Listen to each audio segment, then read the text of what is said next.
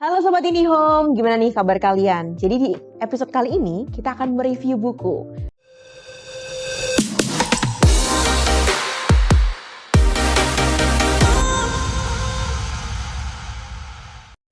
Salah satu buku yang menurut saya itu keren banget karena ilmunya tuh kepake banget nih buat kehidupan kalian. Nah, bukunya ini dia nih. Jadi saya akan bawain buku tentang The Psychology of Money. Siapa yang udah tahu buku ini boleh nanti tulis di kolom komentar. Jadi buku The Psychology of Money ini adalah buku karya dari Morgan Housel. Nah, beliau ini adalah seorang blogger keuangan yang memiliki gelar sarjana ekonomi dari Stanford University. Buku ini juga menjadi buku bestseller versi majalah Amazon Amerika Serikat dan sudah diterjemahkan menjadi 26 bahasa. Keren banget kan? Buku yang diterbitkan pada tahun 2021 ini merupakan salah satu buku yang saya disukai banget nih, karena buku ini tuh memuat berbagai hal mengenai pengelolaan uang yang lebih berkaitan dengan tindakan seorang dibanding kecerdasan seseorang. Jadi buku ini tuh gak cuma ngajarin kita nih tentang gimana sih mengelola uang, tapi sebenarnya banyak banget poin-poin pentingnya. Jadi ada banyak pelajaran berharga yang bisa kita ambil dari buku ini. Tapi saya sih bakal share 3 pelajaran penting yang paling berharga. Jadi poin pentingnya ada 3 nih, yang bakal saya review hari ini. Jadi yang pertama adalah kesuksesan finansial bagi yang berperilaku baik dengan uang. Kira-kira apa sih maksudnya? Bahasanya belibet banget ya, tapi tenang. Saya jelasin dulu nih.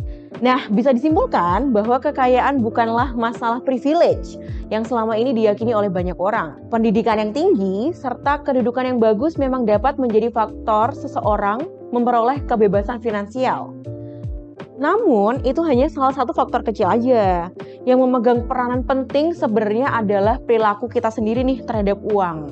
Jadi kita tahu sendiri kan bahwa uang ini berfungsi sebagai alat tukar dan perilaku kita yang benarlah yang bisa membawa kita mencapai kebebasan finansial. Siapa sih yang nggak pengen punya financial freedom ya kan? Tapi nih ada juga nih yang bilang nih, tapi seseorang jenius yang kehilangan kendali atas emosinya bisa memperoleh bencana finansial. Sementara orang biasa dan pendidikan yang minim akan bisa menjadi kaya jika mereka memiliki beberapa keterampilan perilaku yang tidak ada hubungannya dengan kecerdasan formal. Jadi basicnya adalah sebenarnya kita nggak perlu banyak ilmu untuk bisa mengelola uang. Intinya kita harus pintar-pintar nih untuk manage gitu ya. Yang kedua, berhenti membandingkan hidup kita dengan orang lain. Nah, siapa nih yang paling sering banget untuk membandingkan diri dengan orang lain? Akhirnya kita jadi insecure. Nah, salah satu faktor yang membuat kita konsumtif adalah karena kita membandingkan hidup dengan orang lain. Begitu pula dengan keputusan kita investasi yang salah karena pertimbangan kita yang kurang baik.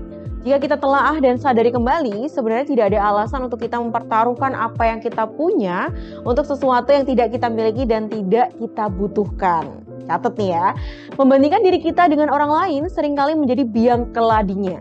Kapitalisme memang menghasilkan kekayaan dan kecemburuan, tapi perbandingan sosial adalah proses tanpa akhir, di mana selalu ada seseorang yang lebih kaya dari kita. Kuncinya adalah merasa cukup. Cukup bukan berarti kita nggak bisa menikmati hidup.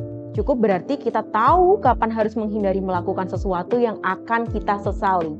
So, pelajaran kedua ini intinya adalah kita harus selalu merasa cukup.